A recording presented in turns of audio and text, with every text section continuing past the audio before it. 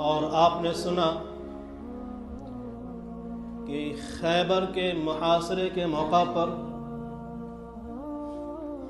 جبکہ 20 دن سے بھی زیادہ طویل عرصہ ہو چکا تھا، راشن کی کمی تھی، دھوپ کی تپش تھی، اس عالم میں ایک چرواہا حضور پاک صلی اللہ علیہ وسلم کی خدمت میں آتا ہے اور کہتا ہے کہ آپ کیا کہتے ہیں، آپ کی دعوت کیا ہے؟ تو آقا صلی اللہ علیہ وسلم نے اس سے فرمایا تھا کہ میں اسلام کی دعوت دیتا ہوں اور یہ کہتا ہوں کہ اللہ کے علاوہ کوئی معبود نہیں، میں اس کا رسول ہوں۔ اس چرواہے نے کہا اگر میں اس بات کو تسلیم کر لوں تو مجھے کیا ملے گا؟ آقا صلی اللہ علیہ وسلم نے فرمایا کہ اگر تم اسے تسلیم کر لو اور اسی حال میں تمہاری موت آ جائے تو تمہیں جنت ملے گی۔ اس موقع پر اس نے اسلام قبول کر لیا۔ اب اس کے پاس اس کے مالک کے جو یہودی تھا بہت ساری بکریاں تھیں۔ اس نے کہا اللہ کے رسول صلی اللہ علیہ وسلم ان بکریوں کا کیا کریں؟ یہ تو میرے پاس امانت ہے، میرے مالک کی چیز ہے۔ اب دیکھیے کہ یہودی کے قلعے کا محاصرہ ہے، راشن کی کمی ہے، چاہتے تو وہ اسے استعمال کر لیتے۔ اللہ کے نبی صلی اللہ علیہ وسلم نے حکم دیا کہ ان تمام بکریوں کو اس کے مالک کی طرف ہانک دو، اللہ کے فضل سے وہ اپنے مالک تک پہنچ جائے۔ اب اس وقت صرف ایک کام تھا، نماز کا وقت تھا، نہ روزے کا مہینہ تھا، نہ حج کے ایام تھے، صرف ایک کام ہو رہا تھا اور وہ جہاد تھا۔ اللہ کے رسول صلی اللہ علیہ وسلم کے حکم سے ان صحابی نے جہاد میں حصہ لیا اور اسی جہاد میں شہید ہو گئے۔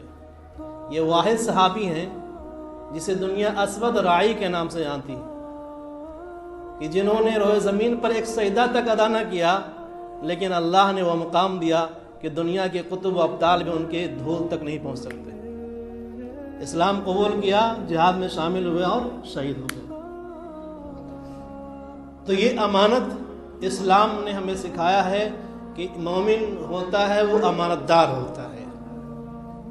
حضرت عبداللہ بن عباس رضی اللہ تعالیٰ عنہ کا ایک واقعہ آتا ہے کہ تاجروں کا ایک قافلہ جا رہا تھا، راستے میں ایک تاجر کا انتقال ہو گیا۔ تمام تاجروں نے اس کے کفن دفن کا انتظام کیا اور جب قبر کھودی گئی تو اس سے ایک اژدہا نکلا۔ ان لوگوں نے اس قبر کو بند کیا، دوسری قبر کھودی گئی، اس سے بھی ایک اژدہا نکلا۔ لوگوں نے اسے بھی بند کیا، تیسری قبر کھودی گئی، اس سے بھی ایک اژدہا نکلا۔ لوگ پریشان ہوئے، حضرت عبداللہ بن عباس رضی اللہ تعالیٰ عنہ کے خدمت میں حاضر ہوئے اور مسئلہ دریافت کیا جائے۔ اس بندے کے لیے جو بھی قبر کھود رہے ہیں اس میں سے اژدہا نکل رہا۔ حضرت عبداللہ بن عباس رضی اللہ تعالیٰ عنہ نے فرمایا پوری زمین بھی کھود ڈالو گے تو اس میں سے اژدہا ہی نکلے گا، یہ اس کے کوئی برے عمل ہے، کوئی برا عمل اس نے کیا ہے، وہ عمل بار بار اس کی قبر میں آ رہا ہے، لہذا اسے اسی کے ساتھ دفن کر دو۔ دفن کر دیا گیا۔ جب وہ لوگ گھر واپس آئے تو اس کے گھر جا کر کے دریافت کیا کہ آخر تمہارا شوہر کیا کرتا تھا؟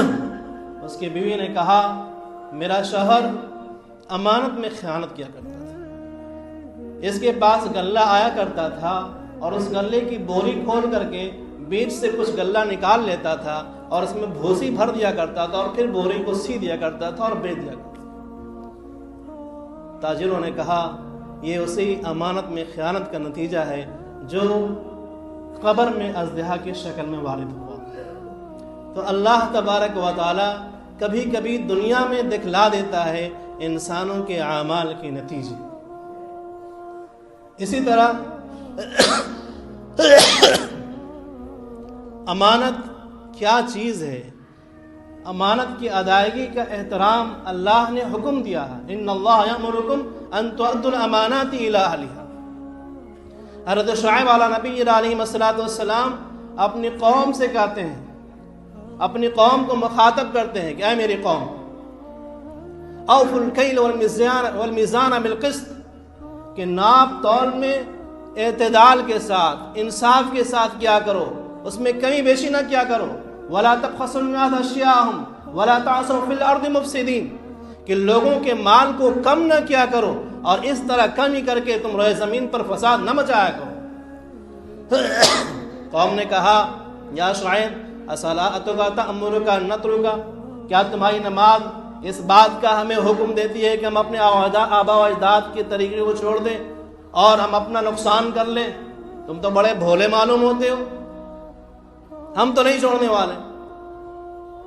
لہذا ایک وقت آیا جب ان لوگوں نے نبی کی آواز کو ٹھکرا دیا، نبی کے پیغام کو ٹھکرا دیا، تو اللہ فرماتا ہے کہ پھر ہم نے ان پر ایک ایسا خوفناک عذاب بھیجا کہ حضرت شعیب علیہ نبی علیہ السلام اور ان کے ساتھ وہ لوگ جو ایمان والے تھے ان کو ہم نے محفوظ کیا، اور باقی لوگ اپنے گھروں میں اوندھے منہ گر کے رہ گئے، اور ایسا معلوم ہوتا تھا کہ وہاں پہلے کوئی رہتا ہی نہیں تھا۔ پوری قوم کو اللہ نے تباہ کر دیا۔ کس لیے؟ کیونکہ وہ امانت میں خیانت کیا کرتے تھے۔ وہ جب ان کے پاس کوئی سودا لینے آتا تھا اس میں ڈنڈی مارا کرتے تھے، ناپتے تھے تو کم ناپتے تھے، تولتے تھے تو کم تولتے تھے۔ حضرت شعیب علیہ نبینا علیہ السلام کی نصیحت کے باوجود انہوں نے اس نصیحت کو نہیں مانا، اللہ تعالیٰ نے پوری قوم کو تباہ و برباد کر دیا۔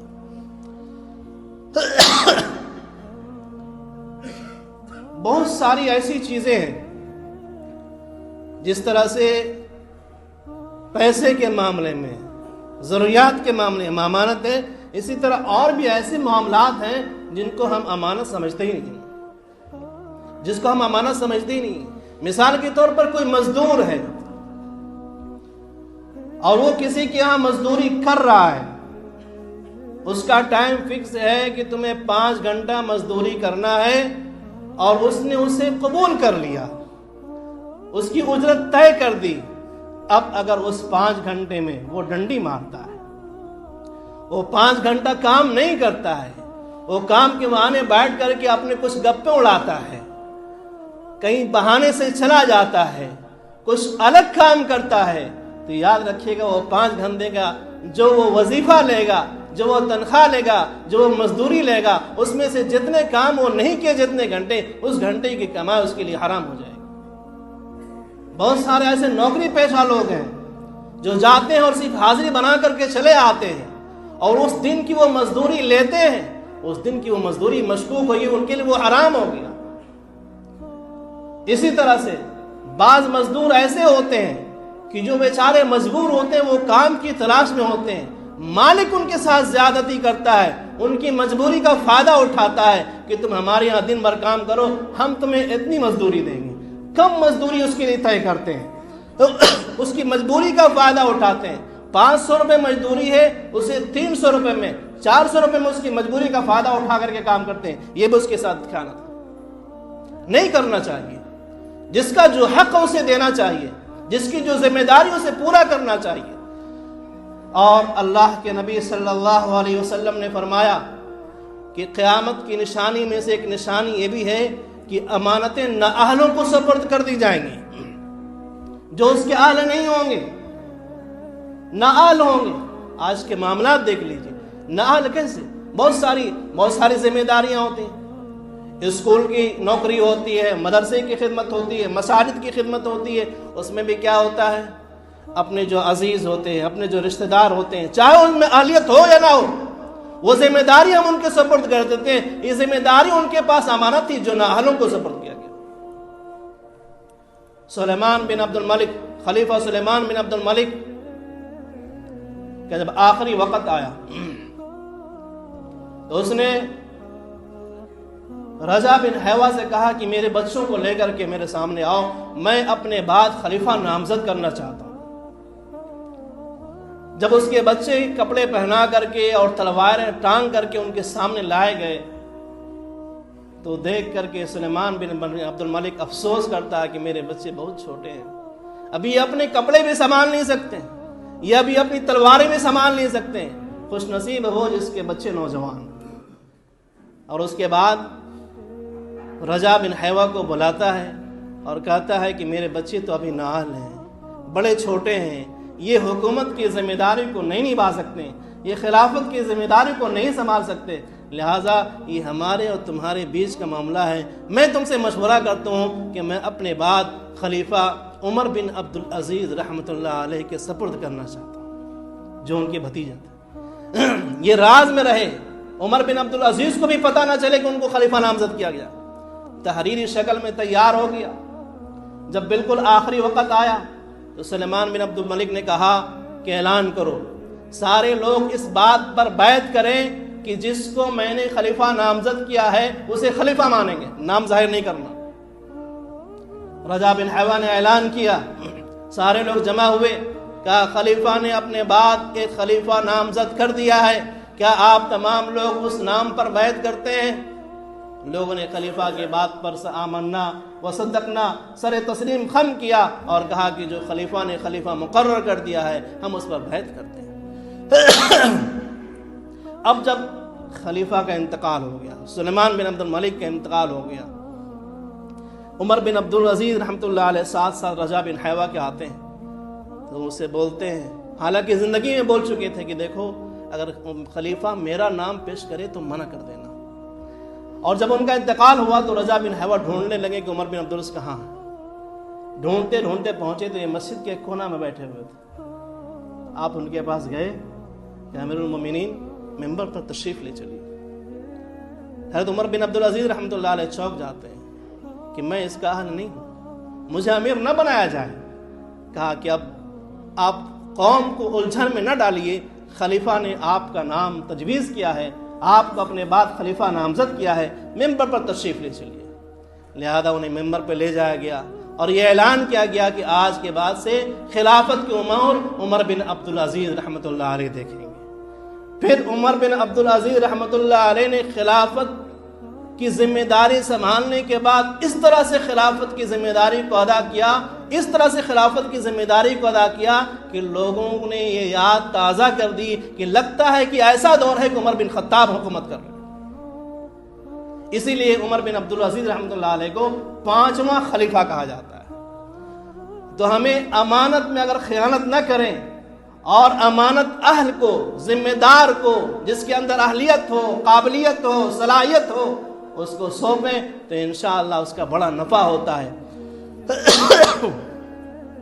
امام شافعی رحمۃ اللہ علیہ کی والدہ کے پاس 2 لوگ آئے اور آنے کے بعد انہوں نے ایک صندوق دیا کہ یہ امانت آپ میری رکھ لیجئے، جب ہم لوگ آئیں گے تو آپ ہمیں واپس کر دیجئے گا۔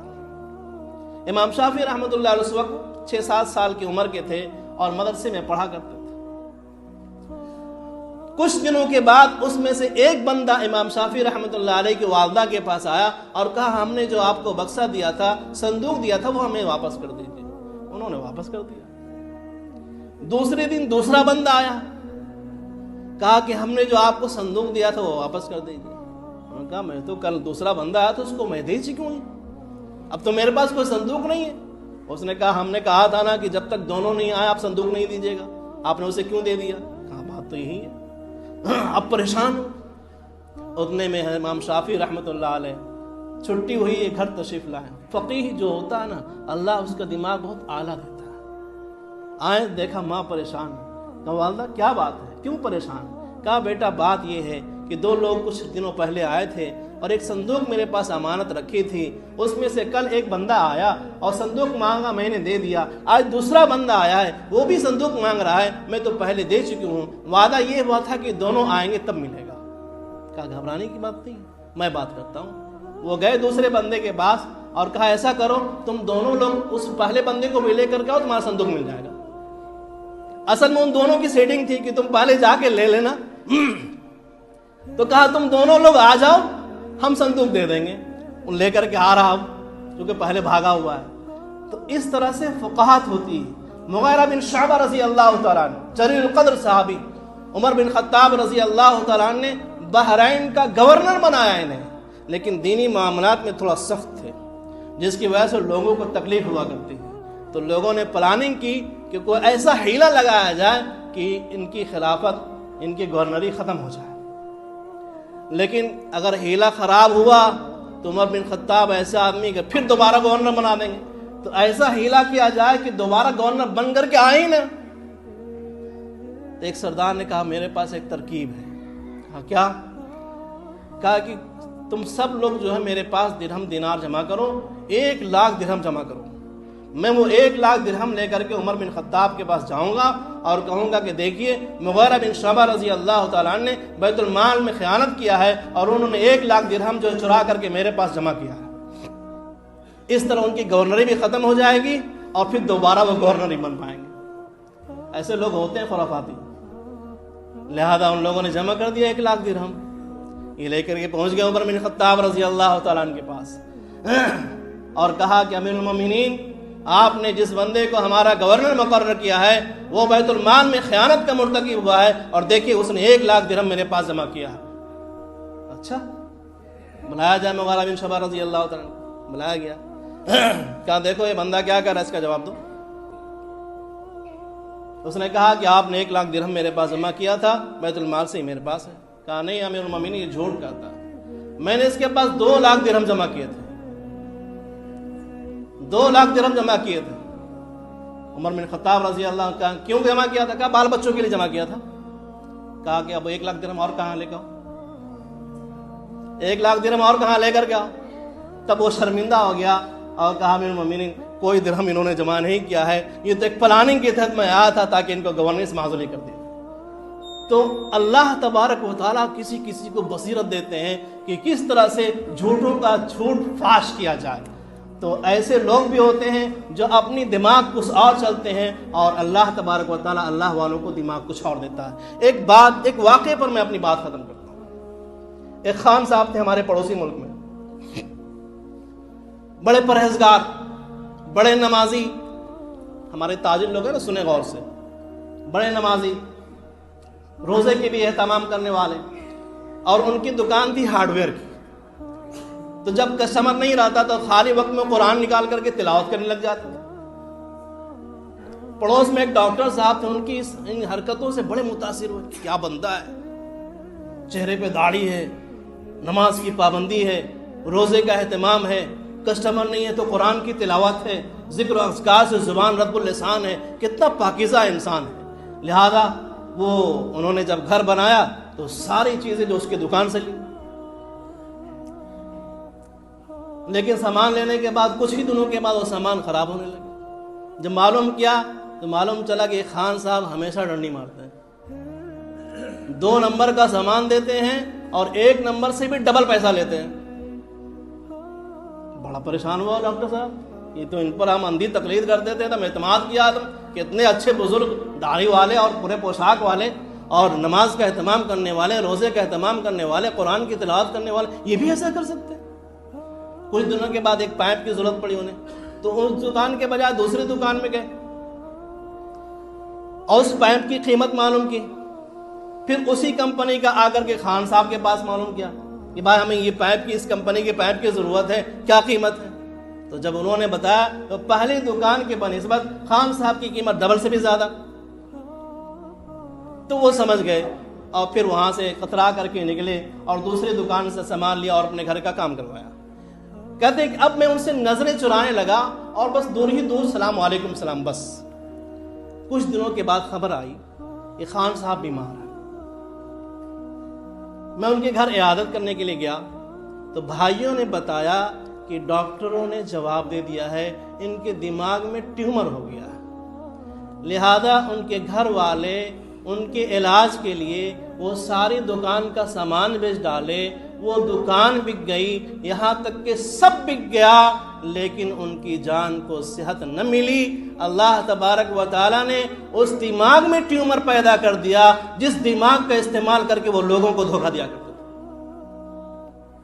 کبھی کبھی ایسا ہوتا ہے کہ آپ دماغ کا استعمال کر کے لوگوں کو دھوکہ دے کر کے اپنے آمدنی میں سوچتے ہیں ہم بہت زیادہ اضافہ کر رہے ہیں اور ہم بہت کامیاب انسان ہیں، لیکن وہ اللہ جو ان ربک لبالمرصاد، اللہ تمہارے گھاٹ میں لگا ہوا ہے، وہ موقع دیتا ہے کہ سدھر جاؤ، اور جب انسان سدھرتا نہیں ہے تو اس کی پکڑ ایسی ہوتی ہے کہ انسان بچ نہیں سکتا۔ لہذا میرے تاجر بھائی جتنے بھی ہیں، بزنس مین جتنے بھی ہیں، امانت داری کے ساتھ بزنس کو انجام دیں، بہت بڑا اجر ہے، بہت بڑا اجر ہے، بہت بڑا اجر ہے۔ آقا صلی اللہ علیہ وسلم فرماتے ہیں کہ التاجر الامین، کہ جو امانت دار تاجر ہوتا ہے اس کا معاملہ نبیوں کے ساتھ ہوگا، شہداء کے ساتھ ہوگا، صدیقین کے ساتھ ہوگا۔